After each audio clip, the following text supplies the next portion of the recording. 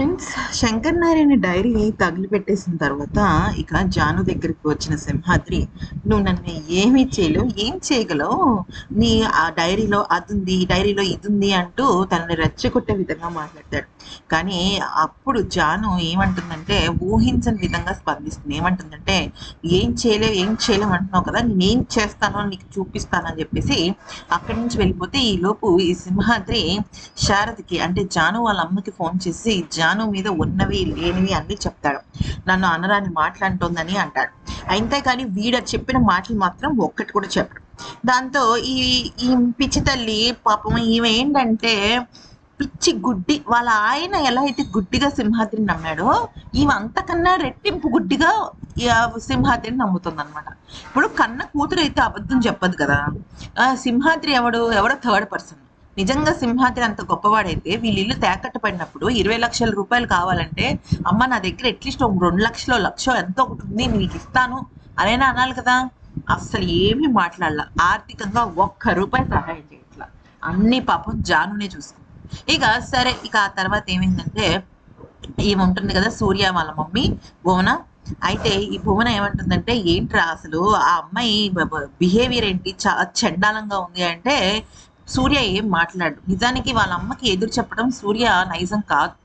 సూర్యకి 2 కళ్ళు ఉంటే, ఒకటి వాళ్ళ అమ్మ, ఇంకొకటి జాన్. అయితే ఇక సూర్య ఏమంటాడంటే, కళ్యాణ్ విషయంలో అంటే కళ్యాణ్, సారీ అక్కడ పక్కన కళ్యాణ్ ఉంటాడు కదా, ఈ వీడు జాను వాళ్ళ సిస్టర్ని ప్రేమిస్తున్నాడు కదా, జానుయే కదా ఆపుతుంది. అయితే జానుని తిడితే వాళ్ళ అమ్మని ఏమనలేక, రే నువ్వు జాను గురించి ఒక్క మాట మాట్లాడితే నేను ఊరుకునేది లేదు అంటే, అప్పుడు అంటుంది, నాకు ఆడవాళ్ళంటే రెస్పెక్టే, కానీ ఈమె చేసిన పని నాకు అస్సలు నచ్చడం లేదు అంటే, అప్పుడు సూర్య అంటాడు, అమ్మ అసలు వాళ్ళు చాలా కష్టంలో ఉన్నారు, కోట్ల రూపాయలు విలువ చేసే తోట అది, వాళ్ళ నాన్న రూపాయి రూపాయి రూపాయి దాచి కొన్నాడు, దానివల్ల వాళ్ళ నాన్న చనిపోయారు, వాళ్ళ అక్క పెళ్ళి ఆగిపోయింది, కష్టాల్లో పడి ఇరుక్కుపోయి ఉక్కిరి బిక్కిరి అవుతుంటే ఆ అమ్మాయి గురించి అర్థం చేసుకోకుండా ఇలా మాట్లాడడం కరెక్టా అనేసి అన్ని ఇటు ఈ కళ్యాణ్ని అటు వాళ్ళ అమ్మతో కూడా ఫైట్ చేస్తాడు పాపం జాను గురించి.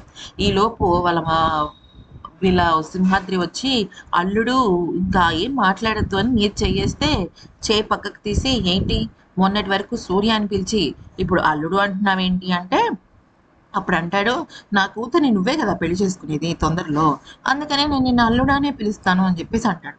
అనగానే షాక్ అవుతాడు అనమాట సూర్య.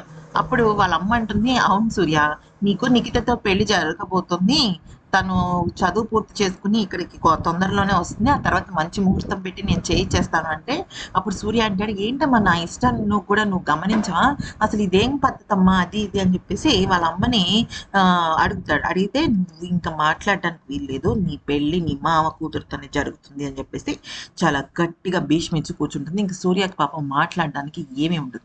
ఈలోపు జాను ఇంటికి వచ్చేసరికి వాళ్ళ అమ్మ, ఏంటి నువ్వు పిచ్చి పిచ్చిగా ఉందా, ఎందుకు సింహాద్రి అన్నయ్య దగ్గరికి వెళ్ళి అలా తిట్టావు అంటే, అప్పుడు అంటుంది, అసలు తిట్టడం కాదు కొట్టాలమ్మా, అంత దుర్మార్గుడు వాడు, అసలు తోట విషయంలో చాలా పెద్ద కుట్ర చేస్తున్నాడు, నాన్న డబ్బులు ఇచ్చినా కూడా ఇవ్వలేదని నాటకం ఆడుతున్నాడు, రిజిస్ట్రేషన్ విషయంలో అది జరగలేదంటే, అప్పుడు అంటుంది, మీ నాన్న డైరీలో రాసినవన్నీ నిజమైతే నాకు చెప్పాలి కదా అంటే, అసలు నాన్నకి తెలియదమ్మా, సర్ప్రైజ్ అనుకున్నాడు నాన్న, కానీ అది కాస్త పూర్తిగా తల క్రింద లేపింది, నేను చెప్పేది విను నువ్వు, అసలు అక్కడికి డైరీలో మొత్తం రాశాడు, అక్కడికి వెళ్ళి ఏంటని నిలదీస్తే వాళ్ళు డైరీని తగలబెట్టేశారు అనగానే, అక్కడున్న మురళి మాత్రం జాను మాటలు నమ్ముతాడు.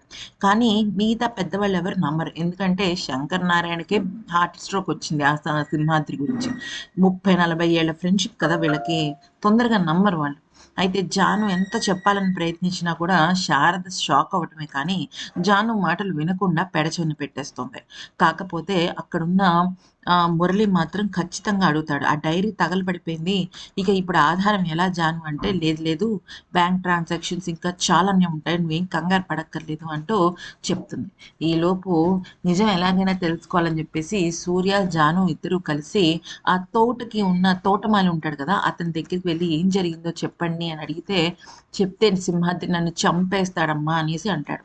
అంటే మీరు చెప్పకపోతే మా నిజం చచ్చిపోయి మేమేమైపోవాలో ఒక్కసారి ఆలోచించండి అంటే, ఇదంతా సూర్య వింటూ ఉంటాడు. అంటే వాళ్ళ మావ గురించి తెలుస్తుంది అనమాట వాడికి. అయితే ఈలోపు అంటాడు, "అది చాలా కుట్ర జరుగుతుందమ్మా. పెద్ద కోటాను కోట్ల రూపాయలు విలువ చేసేది అయిపోయింది. పెద్ద ఫార్మా వాళ్ళు కొంటున్నారు" అది అనంగానే ఇంకా జానుకి పిచ్చెక్కిపోతుందనమాట. ఎందుకంటే జాను అసలు ఊహించని విధంగా ఉంటుందది. అది ఫ్రెండ్స్ జరిగింది. ఈ వీడియో నచ్చితే లైక్ చేసి సబ్స్క్రైబ్ చేసుకోండి.